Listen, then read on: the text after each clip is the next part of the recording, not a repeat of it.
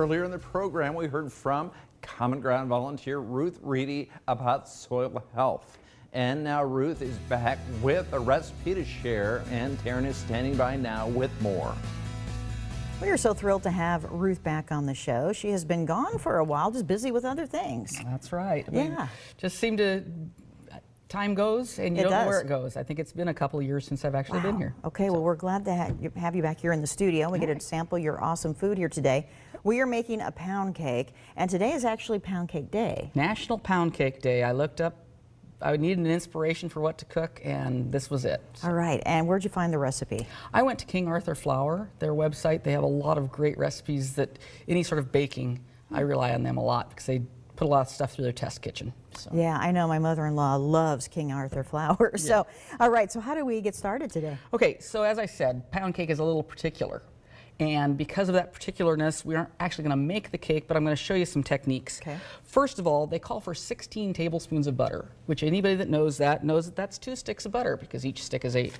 But what they want you to do is cut it up, and it wants to be at room temperature. Okay. So you're going to cut it into those 8 tablespoons per stick, put it in your bowl, and then I really think this recipe is best made with a mixer of some sort. I have a countertop mixer, KitchenAid, that I love putting it in, because you're going to beat that butter till it's whipped consistency. So if you've ever had a light colored whipped butter, that's what they want. Okay. Then you're going to incorporate your sugar, and it's 1 cup of sugar. And because I don't have my mixer here, we're not going to put that in.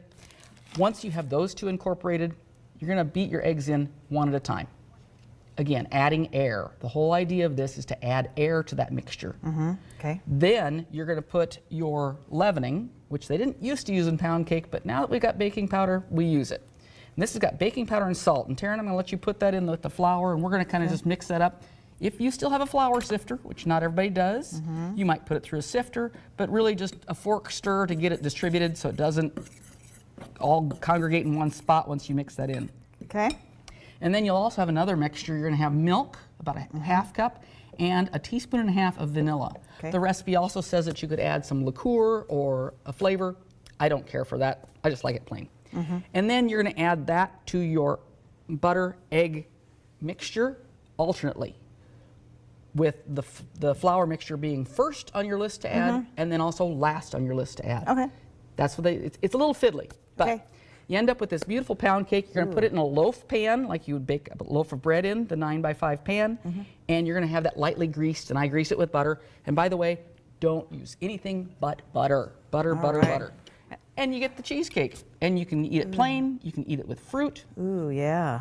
The thing about cheesecake is it's crunchy on the outside. It's that mouthfeel that's just, and the butter is just awesome. I'm a big butter fan. A beautiful pound cake. This would be great for Easter. Absolutely, absolutely. And add to it what you want. Okay, thank you, Ruth. We'll be right back.